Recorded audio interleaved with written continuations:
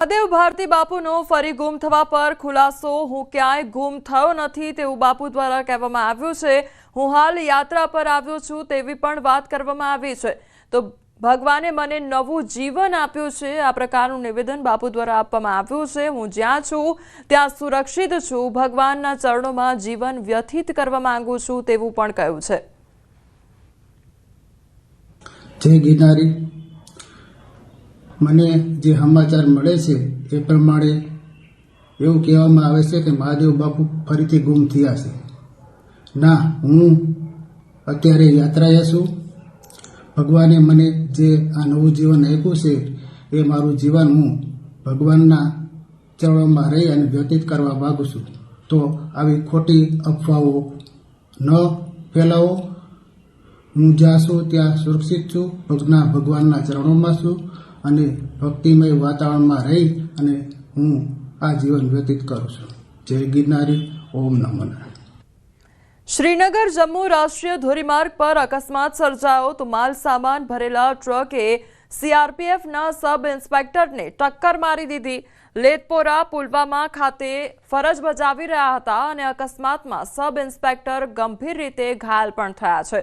તો અકસ્માત સર્જાયો હોવાની આ ઘટના સામે આવી છે કે જ્યાં સબ ઇન્સ્પેક્ટર ગંભીર રીતે ઘાયલ થયા હતા અને તે અંગેના સીસીટીવી ફૂટેજ પણ સામે આવ્યા છે।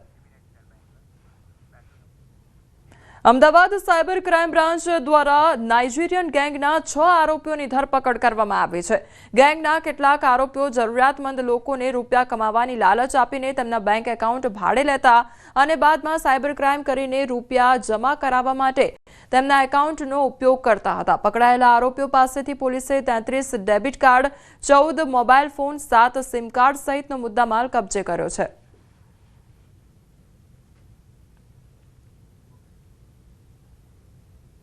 મહેશ ચૌધરી છે, એમના નામે લક્ષ્મી એન્ટરપ્રાઇઝ કરીને અકાઉન્ટ બનાવવામાં આવ્યું હતું અને પછી આ ફર્મના નામે અલગ અલગ બેંકમાં 15 થી 20 જેટલા અકાઉન્ટ ખોલાવે છે અને આ અકાઉન્ટોનો ઉપયોગ છે એ નાઇજીરિયન ગેંગ દ્વારા જે ફ્રોડના નાણાં જમા કરવા માટે આવતો હતો।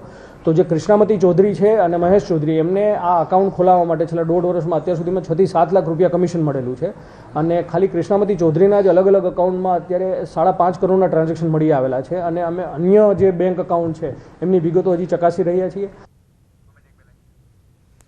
તો અમદાવાદનો આ મામલો સામે આવ્યો છે કે જ્યાં સાયબર ક્રાઇમને મોટી સફળતા પ્રાપ્ત થઈ છે। તો 6 આરોપીઓની ધરપકડ કરવામાં આવી છે। આરોપી પાસેથી લગભગ 33 જેટલા ડેબિટ કાર્ડ જે છે તે પણ જપ્ત કરવામાં આવ્યા છે।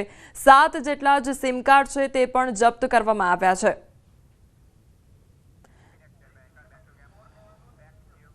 નવસારીમાં એસએમસીની ટીમનું બિલીમોરામાં ઓપરેશન હાથ ધરવામાં આવ્યું અને એસએમસીની ટીમ પર ફાયરિંગ કરતા વળતો જવાબ આપવામાં આવ્યો। તો 4 આરોપીઓ હથિયાર લઈને આવ્યા હતા અને એ લોકોની વિગત પૂછતા હતા। તે પૈકી જે 4 લોકો હતા તે પૈકી એક આરોપીએ પોતાની પાસેનું એક વેપન કાઢી અને પોલીસ ઉપર ફાયર કર્યું। આ ફાયરમાં પોલીસને ઈજા ના થઈ, પરંતુ બીજું ફાયર થયું તે સમય દરમિયાન ઝપાઝપી થઈ અને ઝપાઝપી કરી અને આગળ ત્રીજો રાઉન્ડ ફાયર કરવાની તૈયારી હતા। તે સમયે પીઆઈએ પનારે પોતાની પાસેનું વેપનથી પગમાં 2 રાઉન્ડ ફાયર કર્યા, જેમાંથી એક રાઉન્ડ ફાયર એને પગમાં વાગ્યું એક વ્યક્તિને અને ત્યાં એ પડી ગઈ અને ત્યારબાદ નાકાબંધી કરી અને કોર્ડન કરીને તમામ આરોપીને પકડી પાડ્યા। આ લોકોની જ્યારે પૂછતાછ પ્રાથમિક કરવામાં આવી ત્યારે એક આરોપી જેને ગોળી વાગી હતી તેને તાત્કાલિક 108 બોલાવી નવસારી પોલીસને બોલાવી તેને હોસ્પિટલમાં મોકલવામાં આવ્યો અને બાકીના 3 આરોપીને ત્યાં કોર્ડન કરી અને પૂછતાછ કરી અને એ લોકો પાસેથી ઝડપી કરતા એ લોકો પાસેથી 3 વેપન્સ રિકવર થયા છે અને 27 રાઉન્ડ રિકવર થયા છે। આજે ટોટલ 4 લોકો હતા, તે પૈકી એક વ્યક્તિ છે ઓલરેડી નવસારીમાં હતો જેનું નામ છે મનીષ કુંપાવત। એ મનીષ એ મૂળ મધ્યપ્રદેશનો છે અને એ લોકોએ બાકીના 3 લોકોને ટ્રેન મારફતે ગઈકાલ રાત્રે નવસારીની આસપાસમાં બોલાવી અને ત્યાં હોલ્ડ કરાયા હતા।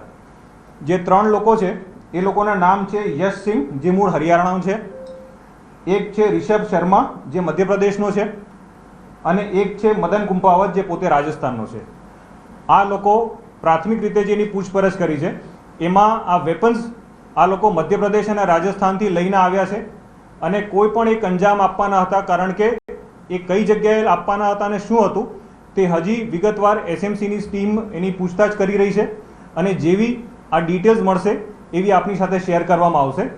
ટોટલ 4 આરોપીને કબજે કર્યા છે અને સ્ટેટ મોનિટરિંગ સેલમાં એના વિરુદ્ધ ગુનો દાખલ કરવામાં આવશે અને હથિયાર ધારા અને એટેમ્પ્ટ ટુ મર્ડરનો પોલીસ ઉપરનો એસોલ્ટનો ગુનો દાખલ કરવામાં આવશે.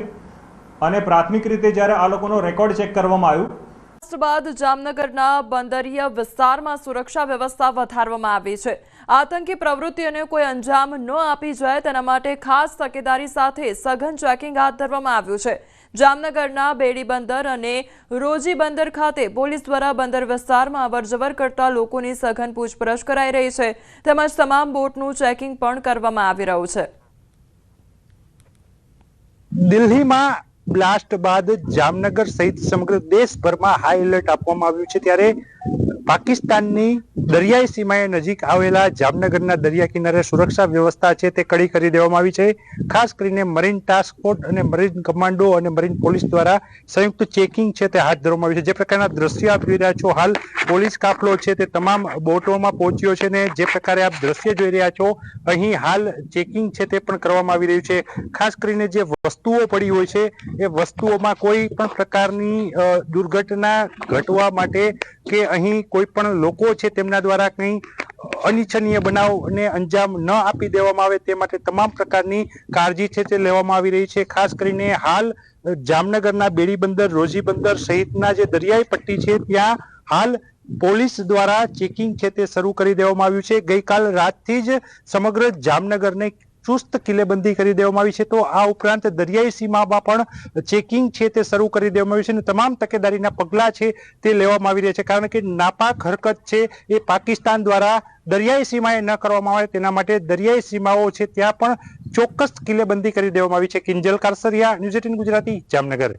દિલ્હી બ્લાસ્ટ બાદ ગુજરાતની આંતરરાજ્ય સીમાઓ પર ચેકિંગ વધારી દેવામાં આવ્યું છે. રાજસ્થાન તરફથી આવતા વાહનોની કડક ચેકિંગ હાથ ધરવામાં આવ્યું છે. શંકાસ્પદ હિલચાલ પર પોલીસ બાજ નજર રાખી રહી છે. બનાસકાંઠા પોલીસ ઠેર ઠેર નાકાબંધી કરી ચેકિંગ કરી રહી છે. જિલ્લાની ચેકપોસ્ટો અને જાહેર રસ્તાઓ પર પોલીસ દ્વારા વાહનો ચેક કરવામાં આવ્યા હતા. ये उच्च अधिकारियों का आदेश है. जो जांच, हर गाड़ी की जांच जो करनी है पर्यटक स्थल है उस हिसाब से हर गाड़ी जांच करते हैं. कोई संदिग्ध हो तो चेक करते हैं पूरी तरह. और बाकी शांति ऐसी कोई गाड़ी नहीं मिली है. हाँ, वो दिल्ली ब्लास्ट के वजह से ही उच्च अधिकारियों का आदेश है कि हर गाड़ी चेक की जाए, इसलिए गाड़ी चेक कर रहे हैं. गुजरात से आने वाली और જાણે વાળી કોઈ સંદેહ તો उसको भी ચેક કરતા. દિલ્હીમાં થયેલા બોમ્બ વિસ્ફોટના પગલે જે રીતે ગુજરાત પોલીસ એલર્ટ બની છે અને ખાસ કરીને જે રીતે યાત્રાધામોમાં મંદિરોની તપાસ કામગીરી હાથ ધરવામાં આવી છે એ જ રીતે આપણે બતાવવા માંગીએ છીએ ગુજરાત રાજસ્થાન સરહદ બોર્ડર ઉપર છે. બોર્ડર ઉપર પણ જે રાજસ્થાન તરફથી આવતા વાહનો છે એ તમામ વાહનોની તપાસ કામગીરી હાથ ધરવામાં આવી હતી, જેને કરીને રાજસ્થાનમાંથી કોઈ ગેરકૃત્ય અને ગેર સામગ્રી ગુજરાતમાં ન પ્રવેશી જાય તેની સંપૂર્ણપણે તૈયારી રાખવામાં આવી રહી છે. હાલ તબક્કે આપ જે રીતે જોઈ રહ્યા છો કે રાજસ્થાન તરફથી જે આવતા વાહનો જે છે અંબાજી ગુજરાતમાં જે પ્રવેશી રહ્યા છે તેની ચીવટપૂર્વક તપાસ કરવામાં આવી રહી છે. પોલીસ દ્વારા છે જે છે તમારો સામાન પણ ચેક કરવામાં આવી રહ્યો છે કે કોઈ પણ જાતની અનિચ્છનીય બનાવ ન બની જાય કે ગેરકાનૂની વસ્તુ ગુજરાતમાં ન પ્રવેશે તેની સંપૂર્ણપણે હાલ તબક્કે તકેદારી રાખવામાં આવી રહી છે. અને હાલ તબક્કે માનવામાં આવે કે જ્યાર સુધી આ તપાસ ચાલુ કરવામાં આવી છે, જે ગત મોડી રાત્રેથી આ તપાસ કામગીરી હાથ ધરવામાં આવી હતી અને વહેલી સવારથી પણ આજે આ કામગીરી શરૂ છે, ત્યાર સુધી કોઈ પણ જાતની અત્યાર સુધીમાં શંકાસ્પદ વસ્તુ મળી નથી આવી તેમ પોલીસ લોકો જણાવી રહ્યા છે. મહેન્દ્ર અગ્રવાલ, ન્યૂઝ 18 ગુજરાતી, અંબાજી. પહેલા બ્લાસ્ટમાં શ્રાવસ્તીના ગણેશપુર ગામમાં રહેતા દિનેશ મિશ્રાનું મોતથી ગામમાં શોકનો માહોલ છવાઈ ગયો છે.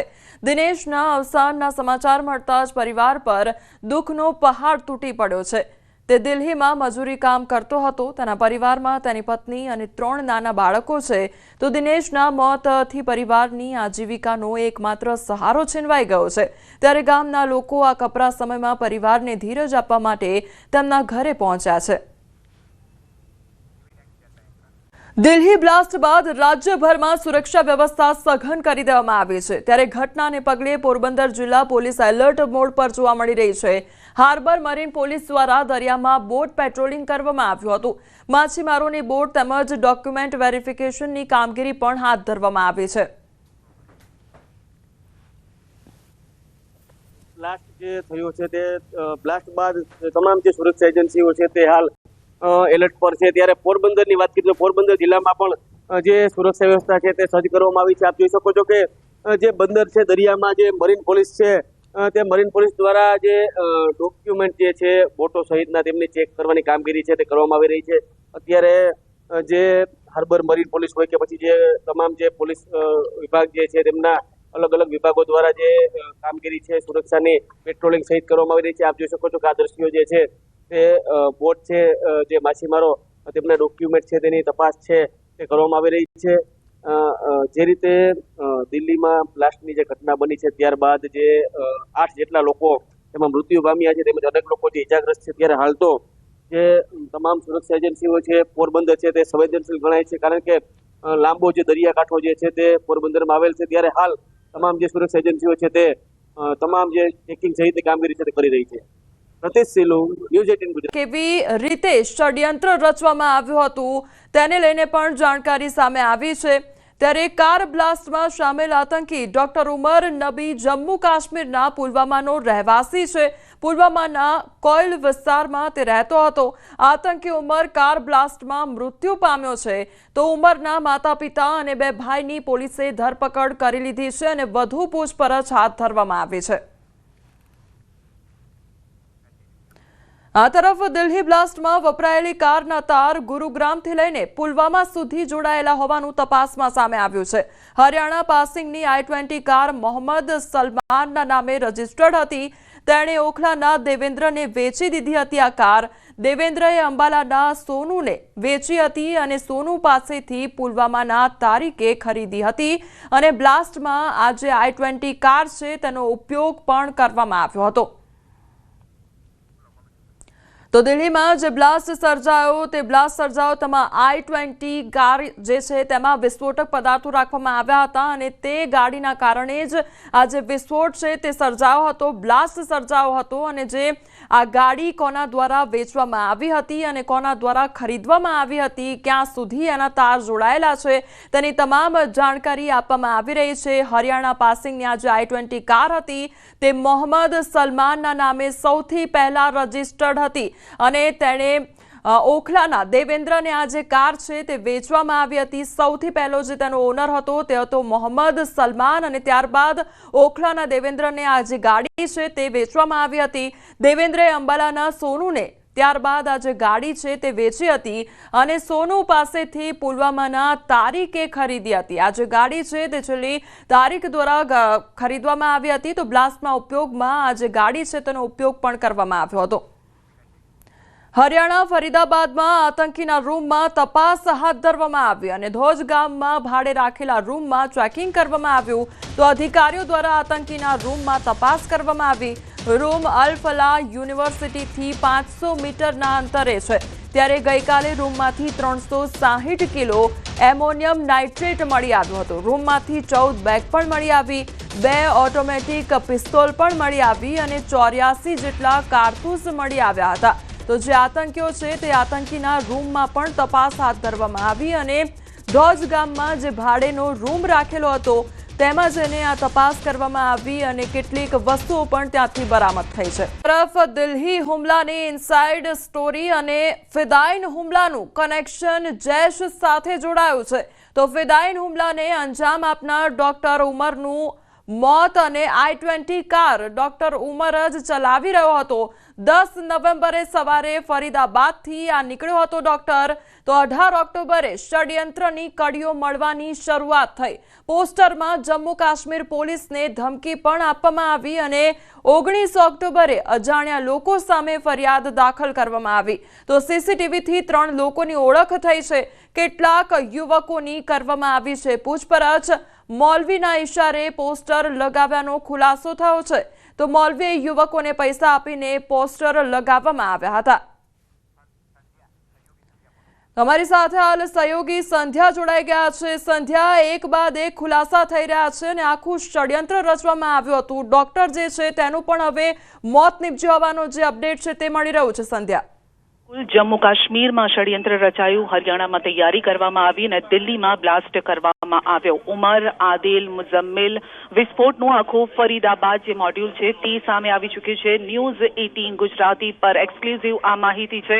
ઉમર એકલો હતો કે ત્રણેય સામેલ હતા તેની તમામ વિગતો આપણી પાસે આવી ગઈ છે અને એક એક કડી સુધી આપણે પહોંચી ગયા છે, કારણ કે ફિદાઈન હુમલાનું આ કનેક્શન જૈશ સાથે જોડાયેલું હતું. ફિદાઈન હુમલાને અંજામ આપનાર ડોક્ટર ઉમરનું મોત થયું છે. I-20 કાર ડોક્ટર ઉમર જ ચલાવી રહ્યો હતો, જે એક વિડીયો પણ આપણી પાસે આવ્યો હતો જેના CCTV સામે આવ્યા હતા. તો 10 નવેમ્બરે સવારે ફરીદાબાદથી નીકળ્યો હતો ઉમર.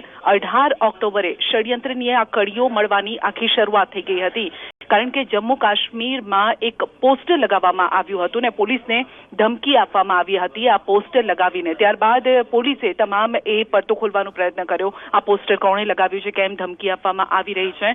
તો 19 ઓક્ટોબરે અજાણ્યા લોકો સામે ફરિયાદ પણ દાખલ કરવામાં આવી. જ્યારે CCTV ચેક કરવામાં આવ્યા તો 3 લોકોની ઓળખ થઈ. આ જમ્મુ કાશ્મીરની આપણે વાત કરી રહ્યા છે, જે પોસ્ટર લગાવવામાં આવ્યું હતું તે બાબતે. તો કેટલાક યુવાનોની પૂછપરછ પણ કરવામાં આવી જે CCTV સામે આવ્યા. તેના આધારે ઇશારો સીધો મૌલવી તરફ ગયો, કારણ કે મૌલવીના ઇશારે આ પોસ્ટર લગાવ્યા હોવાનો ખુલાસો થયો હતો, જે જમ્મુ કાશ્મીરમાં લગાવવામાં આવ્યા હતા. પોલીસને ધમકી આપવામાં આવી હતી.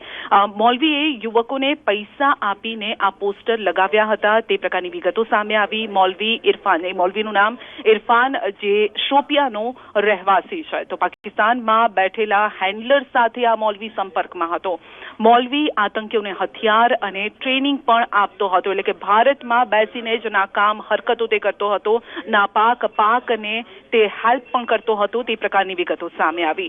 મૌલવી થકી ડોક્ટર આદિલ સુધી પોલીસ પહોંચી હતી. જ્યારે મૌલવીની આખી પૂછપરછ કરવામાં આવી તો આદિલ સુધી તેનું કનેક્શન મળી આવ્યું અને ડોક્ટર આદિલ થકી ડોક્ટર મુઝમ્મિલ સુધી પોલીસ પહોંચી હતી. એટલે આ એજન્સીઓને પહોંચવામાં એક બાદ મૌલવી બાદ આદિલ સુધી પહોંચાયું, આદિલ બાદ મુઝમ્મિલ સુધી પહોંચાયું અને ડોક્ટર મુઝમ્મિલની તપાસમાં ફરીદાબાદ એક કનેક્શન મળી આવ્યું હતું ને ત્યારબાદ પોલીસ ફરીદાબાદ પહોંચી, જ્યાં આપણને જોવા મળ્યું કે ત્યાં 2900 કિલો વિસ્ફોટક મળી આવ્યું હતું ફરીદાબાદમાંથી. એટલે આ મોટા ષડયંત્રનો અહીંયા જ પર્દાફાશ થયો હતો. એના પહેલા જ ગુજરાતમાંથી પણ આતંકવાદીઓ મળી આવ્યા હતા અને ત્યારબાદ આ વિસ્ફોટક મળી આવ્યા અને ત્યારબાદ દિલ્હીમાં બ્લાસ્ટ થયો. હવે 2900 કિલો જે વિસ્ફોટક મળી આવ્યું ફરીદાબાદમાંથી, ત્યારબાદ મુઝમ્મિલ સુધી જે પોલીસ પહોંચી તો મુઝમ્મિલ બાદ એક કનેક્શન મળ્યું મુઝમ્મિલની ગર્લફ્રેન્ડનું, જે લખનૌની ડોક્ટર શાહિદ સૈયદ સુધી પોલીસ પહોંચવામાં સફળ રહી હતી. એટલે તેનું પણ આમાં કનેક્શન સામે આવ્યું.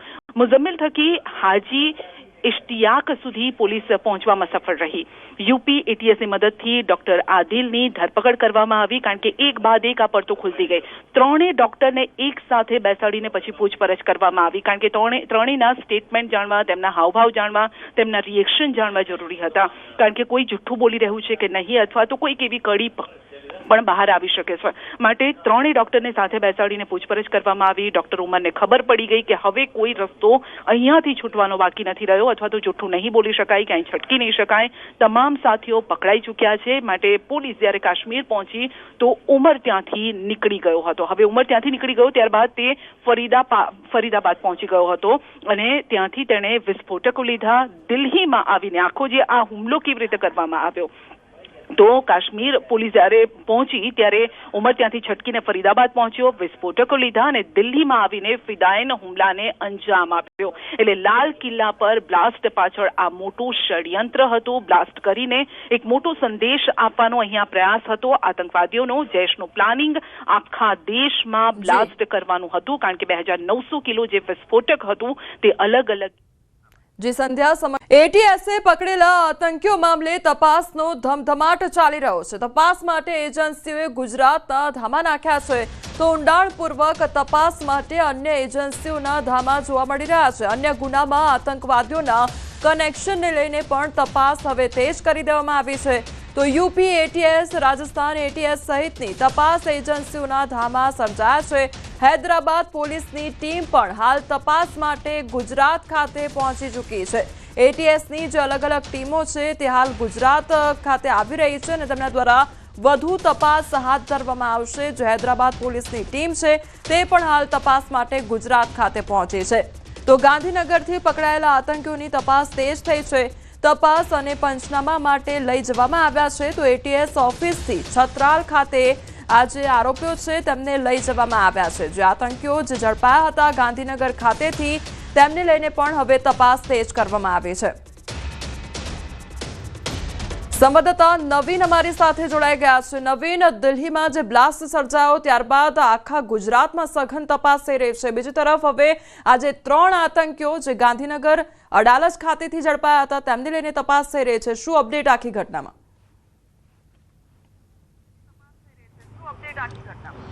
કોમલ, જે રીતે ગુજરાત એટીએસ દ્વારા 3 આતંકીઓની જે ધરપકડ કરવામાં આવી હતી, જેમાં એક ડૉક્ટર અને 2 યુપીના હતા, તમામ 3 જે આતંકીઓ છે તેમને ટીમ જે છે તે લઈને નીકળી છે અને તેમને પંચનામા અને જે તપાસ છે તે માટે છતરાલ ખાતે પણ લઈ ગઈ છે। ત્યાં અત્યારે તેમનું પંચનામું ચાલી રહ્યું છે અને ત્યાં તેમની તપાસ ચાલી રહી છે કે તે લોકો કઈ રીતે આવ્યા હતા। આખું જે ઘટનાક્રમ હોય છે પંચનામાની ત્યાં વિગતવાર કરવામાં આવી રહી છે।